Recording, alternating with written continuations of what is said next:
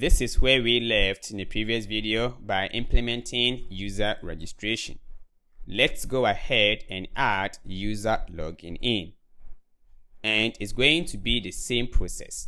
Remember, we already have the component for the user registration, which is this. So next step is that we need to create the API services for that. And here we are going to duplicate this one for the user login. So here as login user, and change this one to login API. And the endpoint here is going to be login. And here we will need the username and then the password.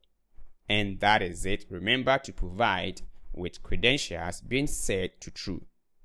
So here, as soon as a user got registered, we are going to save the token into the cookie of the browser. So let's get continue. So back to the login in is going to be the same process for the user registration. So we are going to copy the formic configuration, which is this one. Or better still, to make our life easier, we can duplicate this one. Let me do that one here. Let's get into the users. Yeah, this one. Duplicate that. And now I can remove this one. And then rename this one to login. And change this one to login.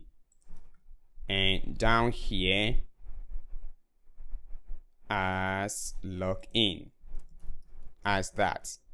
The differences here is that we don't need the email field, just the username and then the password. That's all what we need. Awesome. So let's continue with that. So back to the login in, let's do some refactoring. So here we will need the username and password without the email, so remove this. And then for the validation, we don't need the email. This one's supposed to be password is required. So let's correct that. Inside the registration as password is required. All right, so let's continue.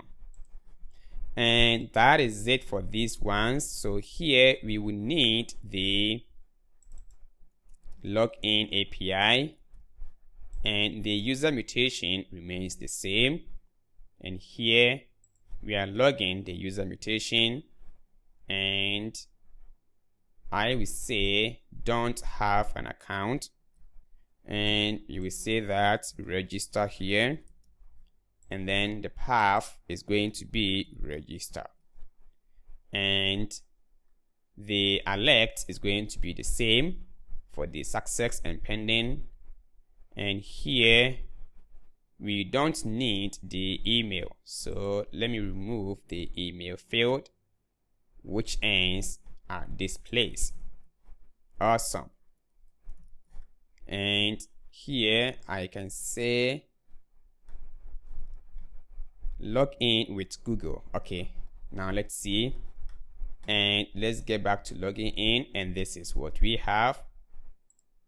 Let's see if the validations are working. For the password, it is not working for the validation. So let's see, password is here and password is here, and then username, password is here.